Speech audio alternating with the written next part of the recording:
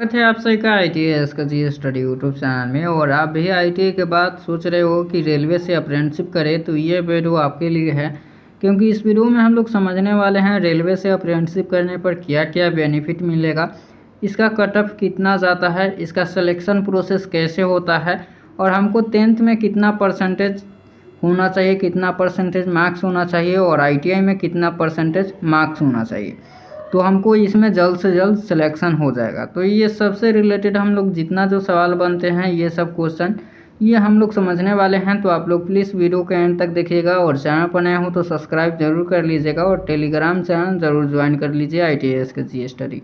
और चलिए हम लोग शुरू करते हैं। यहाँ पे समझिए आप लोग, देखिए यहाँ पे रेलवे से आप अप्रेंटिसशिप करने के लिए सोच रहे हो, ITI के बाद आप सोच रहे हो कि हम रेलवे से अप्रेंटिसशिप करें, तो यहाँ पे जो है पहले एक बेनिफिट यहाँ पे देखने को मिलता था, वो है 20% का रिजर्व कोटा मिलता था। यहाँ पे 20% का आपको यहाँ पे रिजर्व सीट रहेगा। जैसे कि यहाँ पे 1000 यहाँ पे पोस्ट निकल रहा है, 1000 पोस्ट निकल रहा है बाय द वे, तो यहाँ पे आपका 20% यहाँ पे आपके लिए रहेगा, वो भी अप्रेंटिसशिप छात्रों के लिए रहता है। मतलब कि 1000 का 20% करोगे तो 200 सीट आपके लिए रहेगा, ठीक है। बट यहाँ पे जो है अभी पहले एक होता था, बट 2022 में इसमें 2 और ऐड कर दिए गए हैं, तो अब आपको 3 बेनिफिट देखने को मिलेगा। अब देखिए यहाँ पे 3 बेनिफिट क्या क्या है। तो पहला तो आपके लिए 20% का कोटा यहाँ पे रिजर्व रहेगा, जितना वैकेंसी निकलेगा उसमें से 20% का कोटा आपके लिए रिजर्व रहेगा। अब दूसरे की बात कर लेते हैं कि दूसरा यहाँ पे बेनिफिट क्या मिलता है।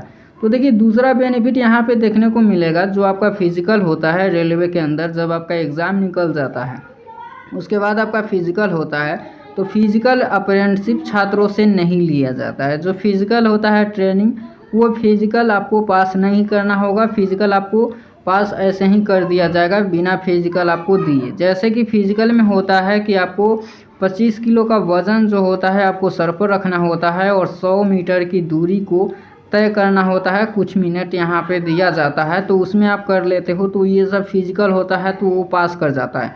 बट यहाँ पे आपको अब फिजिकल करने की कोई ज़रूरत नहीं है। यदि आप रेलवे से आप अप्रेंटिसशिप कर लेते हो तो आपको फिजिकल यहाँ पे नहीं लिया जाएगा, डायरेक्ट पास कर दिया जाएगा।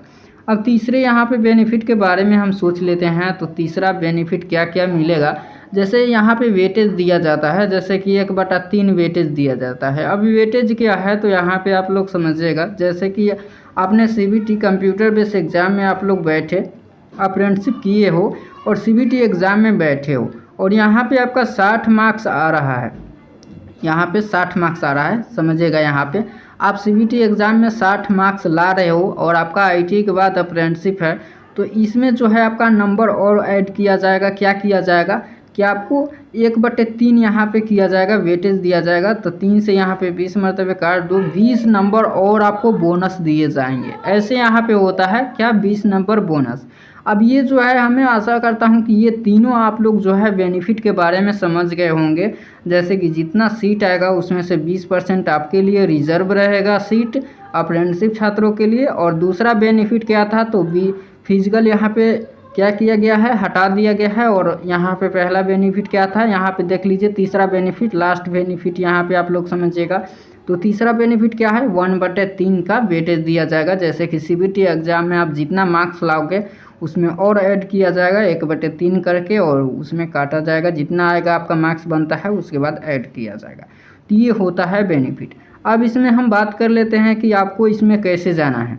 तो देखिए आपको 10th क्वालिफाई आपको होना चाहिए, वो भी 50% मार्क्स के साथ। आपको 50% से आपका कम है तो आप इसमें नहीं ले सकते, आप इसमें नहीं जा सकते। अधिकतर छात्र यहाँ पे कन्फ्यूज़न रहते हैं, तो ये आप लोग देख लीजिए कि आपको 50% 10th में आपका मार्क्स है तो आप इसके बारे में सोचिएगा, वरना आप प्राइवेट अप्रेंटिसशिप के बारे में सोचिए, ठीक है। अब यहाँ पे देख लीजिए 10th में तो आपको 50% होना चाहिए, बट ITI में आपको 60% मार्क्स होना ज़रूरी है। यहाँ पे अनिवार्य रहता है 60% मार्क्स।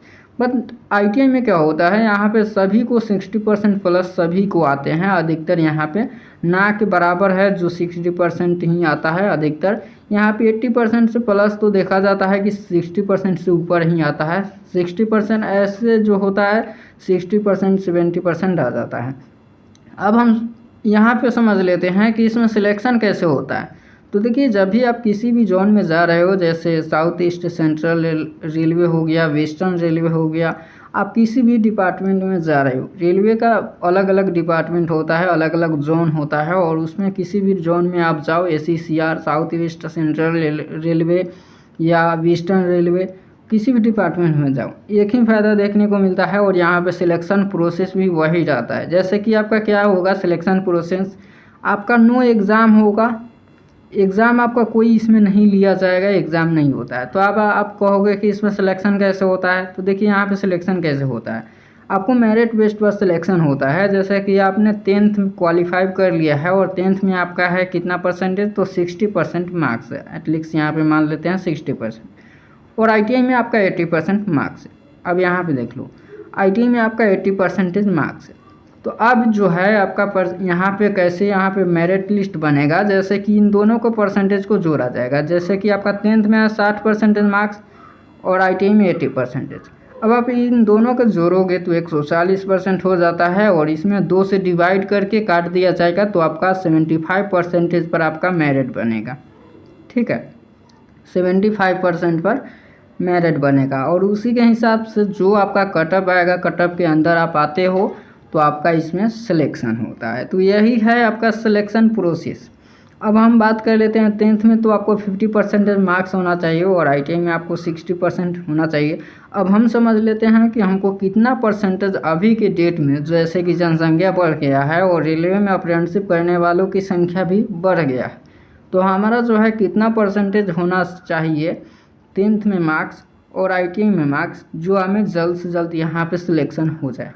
तो देखिए यहाँ पे बात ये आ जाता है कि आपका 10th में जो है जितना परसेंटेज अच्छा रहेगा, यदि आपका 60% है 10th में, अच्छा परसेंटेज है, और ITI में हमारा मानना ये है कि आपका 70% प्लस है, तो आपका इसमें होने का चांसेस ज़्यादा हो जाता है। क्योंकि अभी जो है इलेक्ट्रीशियन से हो आप, जैसे कि आपका कटअप के बारे में बात कर ले, तो कटअप हर ट्रेड का अलग अलग जाता है। ऐसा नहीं है कि हाँ इलेक्ट्रीशियन का जितना कटअप गया उतना ही सेम फिटरों का गया, ऐसा नहीं है।